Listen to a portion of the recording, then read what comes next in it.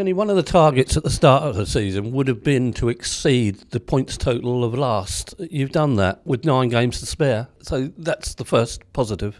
It is definitely, and since I've been here, always our target is to try to get promoted, and we're still in the hunt for that. There's 3 places up for grabs, and we want to do everything we can to get one of them. Added to that, we've had a good run in the Checker Trade, and we've got a cup final to look forward to. So from that point of view, we've put ourselves in a good position.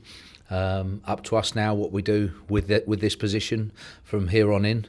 I've talked a lot about keep chasing and being positive for the top 2, because 27 points to play for. There can be a swing in the points total quite easily, and we have to make sure that we look after our side of the bargain, which is winning and winning consistently.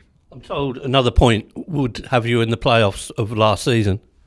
Yeah, and if you're looking at the gap between now ourselves and 7th, and you're always assessing and you're always looking, so that's the case. But for us, I think we just have to look forward and concentrate on the games coming up. Make sure we don't lose any type of focus, because it's Scunthorpe that is all that matters really.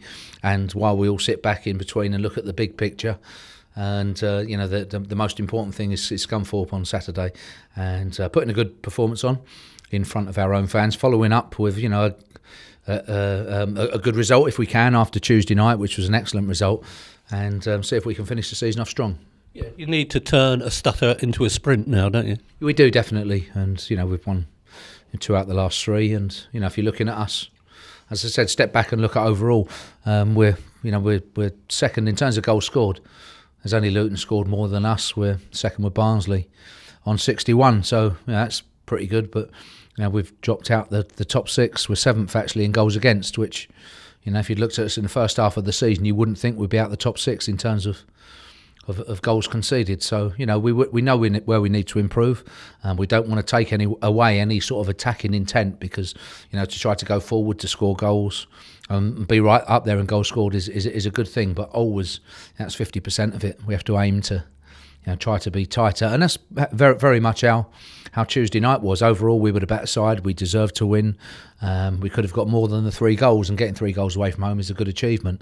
But we've given away 2 sloppy goals from set pieces, and again on Saturday we have to make sure that we address that, because it's an area where Scunthorpe are very strong. I sense it was those 2 goals that irked you slightly. Yeah, it did, and it's been sort of quite indicative of if we look by the end of the season of how many points we'll be short. There's certain situations, and the goals against column, I do feel could be better, and it's something we can improve on.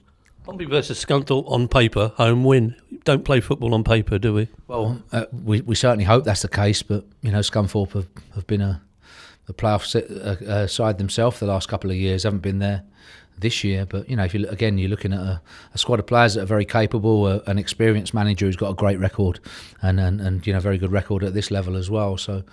You're always aware of that as a manager, and also the fact that it's very tight from sort of halfway down, and there's 4 places, 4 relegation places that people are trying to avoid, and want to pick up the points and do that sooner rather than later.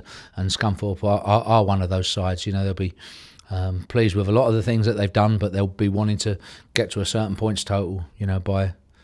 As quickly as they can, and sooner rather than later, and that'll be the case anyway. So their motivation level will be there, their ability level will be there, and we'll give them every respect, definitely. But then after that, we're looking to follow up on a very good last home performance against Bradford. We look if we can follow up on that good away win on Tuesday night. Follow up on that.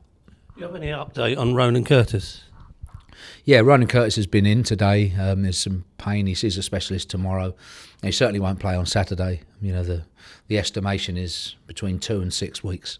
That's a justifiable estimation. I do think that as well. Because a very painful area. He has to watch out for infection, and he certainly won't play on Saturday.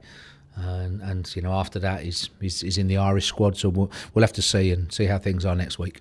Can't be any more freakish injuries that you've come across. No, definitely, but it's obviously a very painful situation, and it's close to losing sort of part of his finger, and it was sewn back on. So we're pleased that it's not as bad as possibly first thought, and we'll have to give it though respect now in terms of time and making sure he's okay when he comes back. Any football-related injuries? There isn't. We'll be, selecting from exactly the same squad as Tuesday night.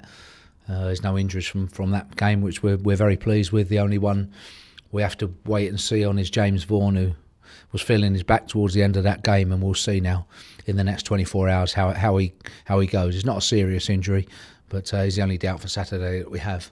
It has to be said that even without Curtis, the attacking intent and the goals were there.